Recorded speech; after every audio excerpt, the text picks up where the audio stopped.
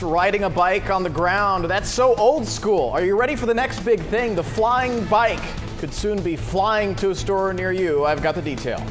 We've all had them. Bad neighbors, ones that create problems, make things a little less fun in the neighborhood, and actually, they can lower the value of your home. Not good. It's not a pleasant experience, but what can you do? What are you supposed to do when you have a conflict? Jeff Maher is here. He's got more on that story. And Jeff, you were in one of the nicer neighborhoods this morning where probably such problems never exist. Oh, yeah, sure. Yeah. Yeah. Land Park is where I was this morning. And I would have to say that there are problems in every single neighborhood, but what do you do? Well, I'm going to get into that in a second, but first the problems that you can experience. Foul odors, dangerous trees, unkempt yards. So many issues that neighbors can bring to your doorstep that actually can lower the value of your home more than 5%. And can create a nightmare situation for you and your family. Take a look at these figures. This gives you an idea of just how many people are experiencing this problem. This comes from Harris Interactive and State Farm Insurance. They did a poll and they found that 60% of Americans have a pet peeve with someone who lives nearby. There's even a website, neighborsfromhell.com, whose message boards contain more than 42,000 posts about people's personal neighbor nightmares. So what do? You can either move out into the woods, start looking at log cabins, maybe some farmland, or you can take the advice of author Mary Greenwood, who wrote a book on how to negotiate like a pro. She says, temper your temper. The last thing you want to do is march over there and demand action from your neighbor. Schedule a chat, maybe even invite the offender over to your home so he or she can see what problem you're facing. And keep a log or a record of your disputes in case you have to go take your neighbor to court. Their cat would always poop in our yard and they'd never pick it up. Well, they were like really, really loud and their apartment was like a disaster. We addressed the neighbor and she lashed out at us. If all else fails, try mediation, where you and your neighbor can sit down with a third party and find a solution.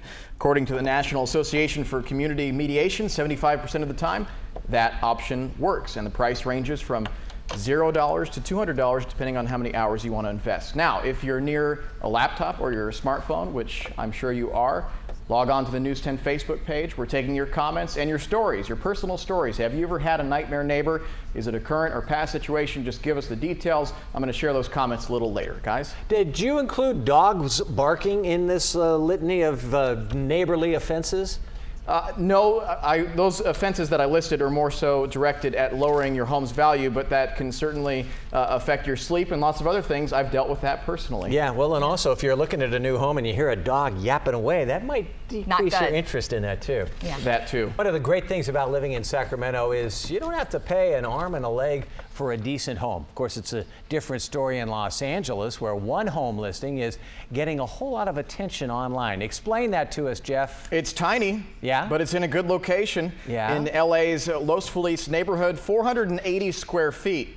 If you can deal with that, along with the split pea soup color. But can you deal with the price of this listing? $449,000 for this tiny little thing. I'm going to go through a few of the pictures. That's more than 1,000 a square foot. It's unbelievable. Wow. I'm just going to go through the pictures. You got the living room, the kitchen, not too modern. You've got the bedroom.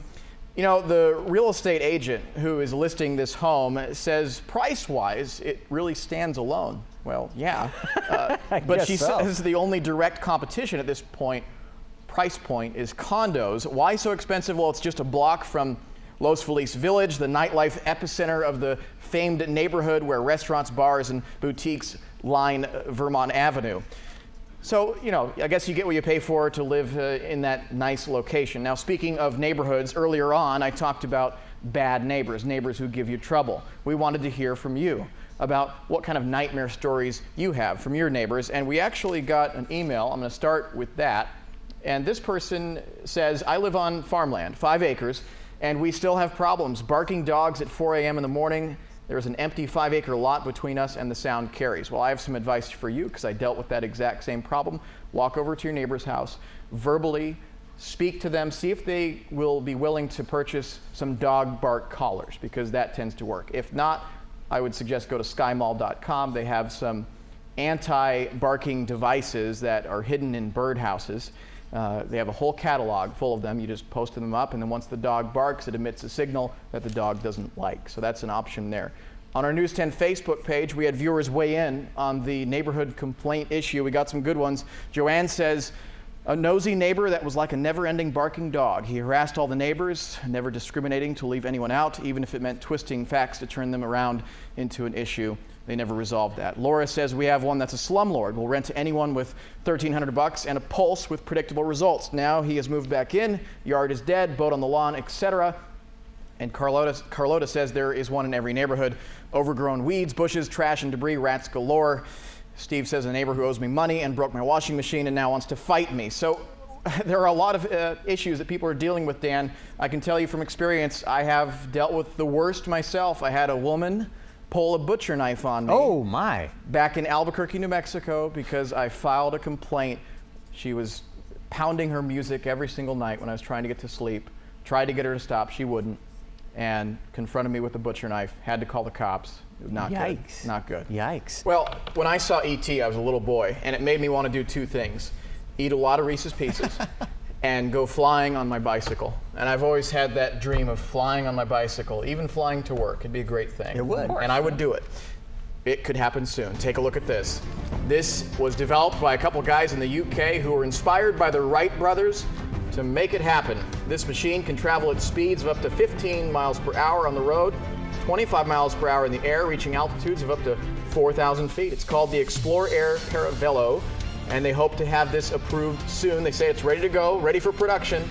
It's going to cost about $16,000. Now, this next video, kind of similar thing, developed by another group of guys, and this is more of what I think, go for. The other one scares me, it goes too high. I would rather just kind of hover at 10 feet, like 10 this. feet versus 4,000 feet. Yeah.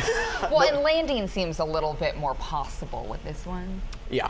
So it's just know that it's on the forefront, and we could be using that, and it's going to be a great thing. Now, we wanted to finish off Friday on a nice note that has to do with cliff diving, which I've never done before. I know you swam with the dolphins. I haven't done that either. Yeah. Cliff diving on a trampoline, though. Ooh. Let's X that off our lists eventually. Take a look.